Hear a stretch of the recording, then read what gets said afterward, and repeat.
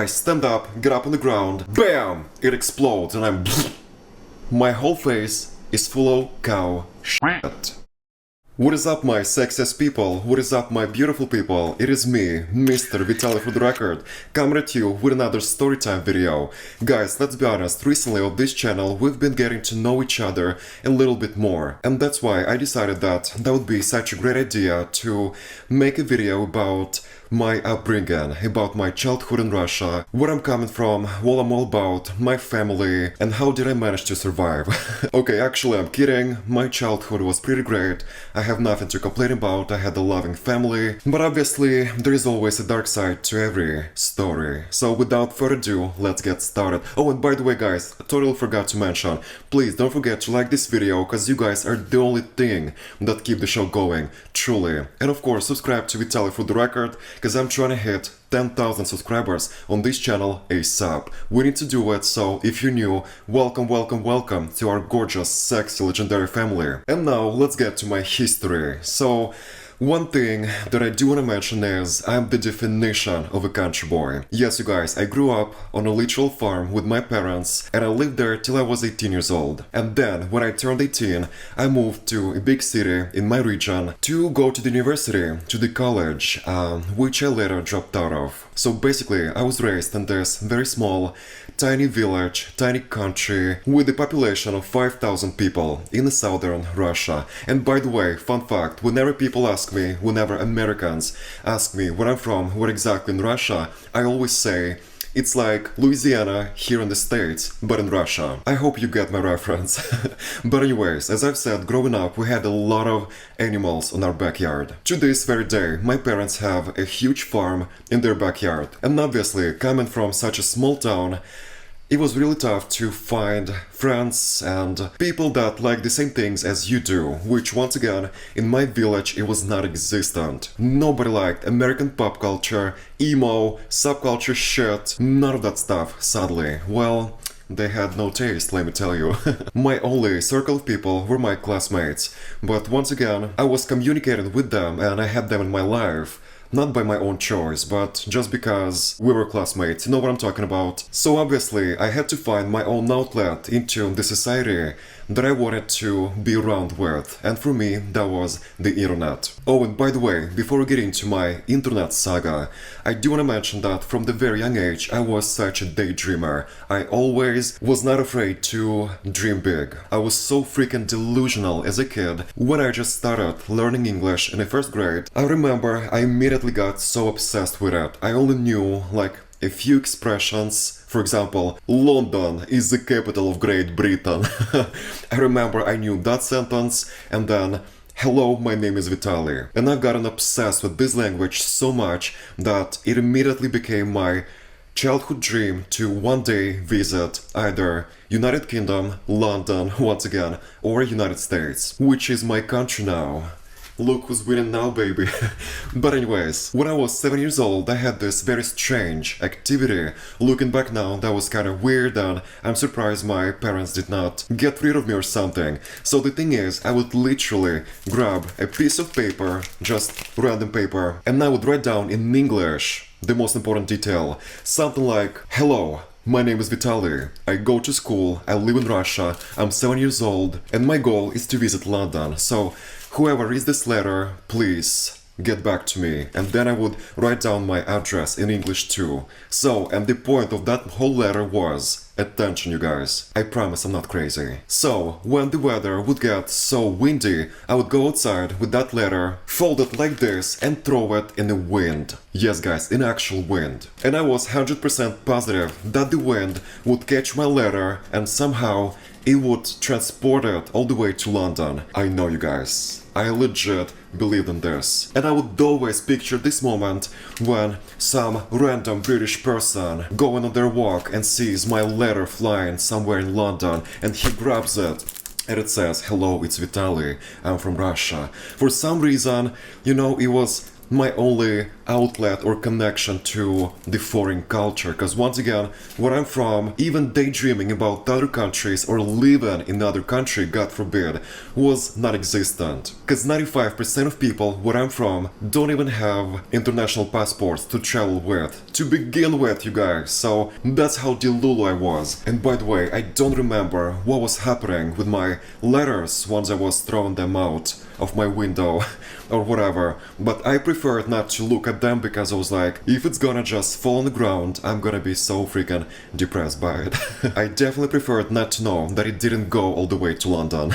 I was just, protecting my feelings. But yeah, that is basically how I fell in love with everything foreign, and from the very young age I just loved my English classes, and I always had this small little dream that maybe one day I'm gonna be lucky enough to maybe even visit some of those countries. Life is so crazy, you guys, so please always dream big, even though in the moment it may seem delusional and crazy of you. But the thing is, those delusions lead you to your goals in the long run, so never underestimate the power of attraction. Now, it's time for yet another Russian child activity that I would partake in with my classmates, with some of my classmates. So I believe I was maybe like 8 years old, and we had this group of boys. A group of boys that everybody was shook from. Russian criminal. I'm kidding, nothing criminal obviously. So, for some reason, we just loved sticking firecrackers into a cow poop.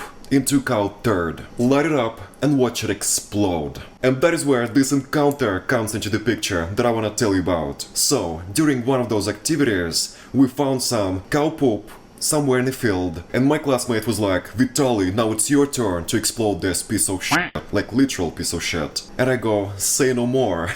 By the way, his name was Nikolai. Nicholas in English. Koля, even more Russian.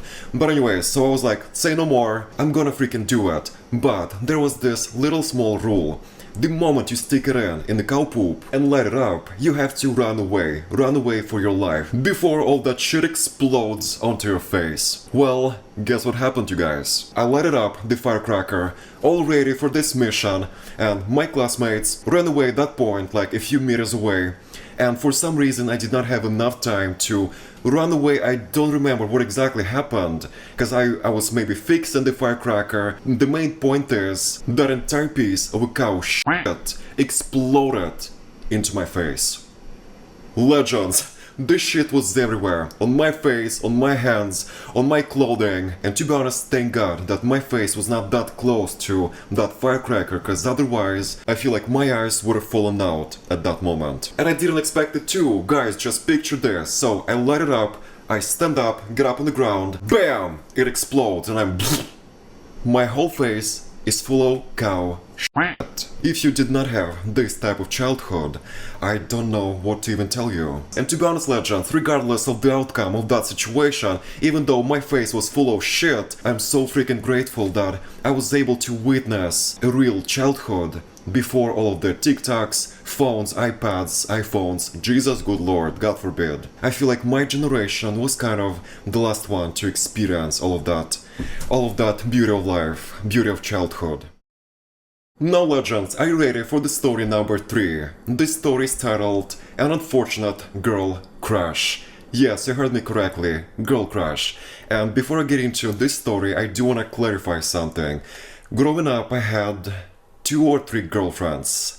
I know, kind of unexpected from me, but your boy lived 1,000 lives. So if you wanna see dedicated girlfriend story time, you better like this video. I believe I was like 11 years old or 12 years old, and I had this crush on this girl. She was this high school girl.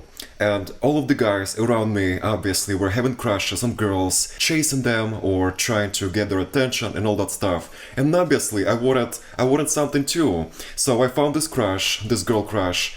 Her name was Irina. Obviously, I was such a freaking kid, and I would send her letters too. I don't know what the fuck with those letters in my life, but they're following me. But anyways, I would write some notes and letters for her here and there. I would be like, hello Irina, you're so beautiful. Vitaly from this and this and this grade. Oh my god. And just like that, I started love bombing her. Like legit love bombing. I would send her letters through other people. I would also give her chocolates all the time. But the thing is, I've never talked to her eye to eye. Cause once again, she was a high school student and I was in the middle school. Obviously, she doesn't want to do anything with me. That would be kind of problematic. On one fateful day, as I walk around in a school highway, somebody taps me on my shoulder from behind. I look around and I see this guy, also from high school. I used to see him all the time at school, but I didn't know who he was or anything like that. And he goes on to tell me, "Yo bro, one more shitty note to my girlfriend and you consider yourself dead." But that is not the end of the story. Yeah, she had a boyfriend that I didn't know about. But the thing is, that mother effer knocked me out.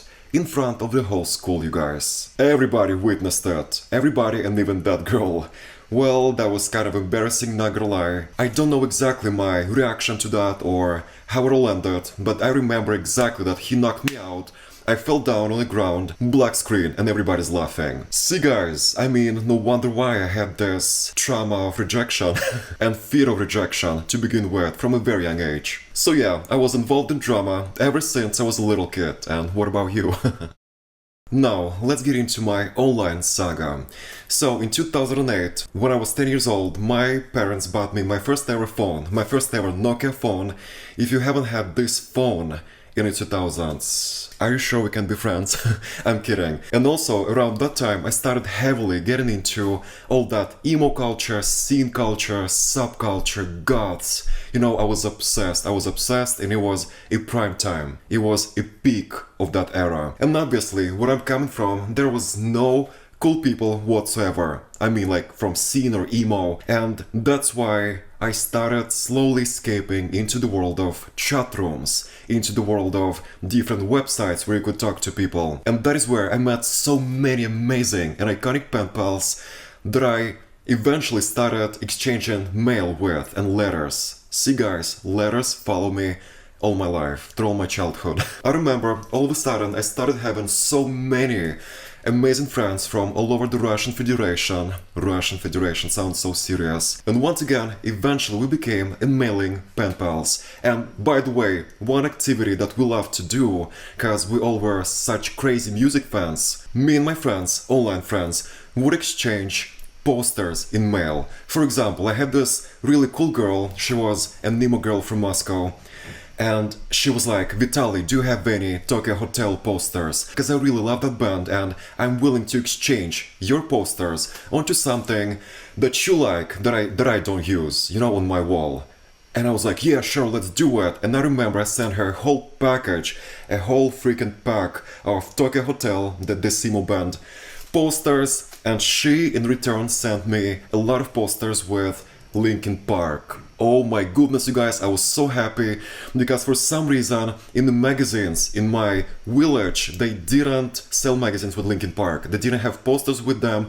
It felt like they did not exist. And I remember she sent me even a whole magazine with Linkin Park, like Linkin Park themed, and a lot of posters. And I was so happy. And that was actually such a common thing. Back in the day, everybody would just send each other stuff. If there is one thing that I miss about the 2000s, it's that naive pen pal situation. You know what I'm saying? That iconic feeling when you're talking to strangers from different big cities. Oh my god, I was obsessed. I remember in those magazines, celebrity magazines, there was this segment in the very end where people would give a little, how do you say it? Not announcements, but little letters. For example, "Hey guys, I'm very into emo, I'm very into rock. Here's my address, feel free to send me any letters." And I would send letters to all of those people from the magazines and they would actually respond to me. And I remember all of a sudden my household started receiving so many letters from different random people from all over the country. And at some point my mom even got scared about it and freaked out a little bit. She was like, "Vitaly, are you sure that it's safe? You're giving your address to everybody. Who are those people? Why are they sending you all of those posters with all tattooed guys? Are you in some sort of a sect or a cult?" I was like, "Mom, no, I'm just emo. I'm just a very communicative person. I'm just a socialite in a pen pal world." So yeah, I missed that time so freaking much, but obviously you guys know that back in the day I was 10 or 11 or 12 years old, 12 maximum. Obviously nobody would talk to me seriously if I was honest with people. So because of that I had to fake my entire identity. I remember my identity was this 18-year-old Vitaly emo guy, and I would say to everybody that I'm a frontman of this very iconic band, local band that I started with my friends, and that we're going on tour soon. And I was like, we better exchange those letters very quick before I leave on tour around the country. And people were like, yeah, sure, let's do it. I want to come to your performance. Little did they know that there was no band to begin with. But once again, you guys, back in the day, everybody was catfishing everybody. It was such a common thing. It was part of the culture, part of the early internet. You just had to be there, but I feel like you know what I'm talking about. But obviously, there is also a dark side to every catfish story. So I also had another female identity. Please don't judge me. I had this profile where I portrayed this emo girl that was 18 years old or 17 years old and chose this emo girl. And I even started talking to some emo guy and he kind of catched feelings for me, well, for that girl that I was portraying to be. So guys, picture this. On one fateful night, around 3 o'clock in the morning, I wake up because I hear that my dad is talking to somebody on my phone next to my bed. So the situation is, my phone randomly started ringing and I was still asleep, I didn't hear it, so my dad woke up and picked up my phone and I opened my eyes in the middle of his conversation on my phone with somebody. At the moment I didn't realize who that was. And then I hear my dad say this: "What do you mean, brother? I have a son, I don't have a daughter. No, Valerie, emo girl, does not live here. It's my son's phone number, don't call here anymore."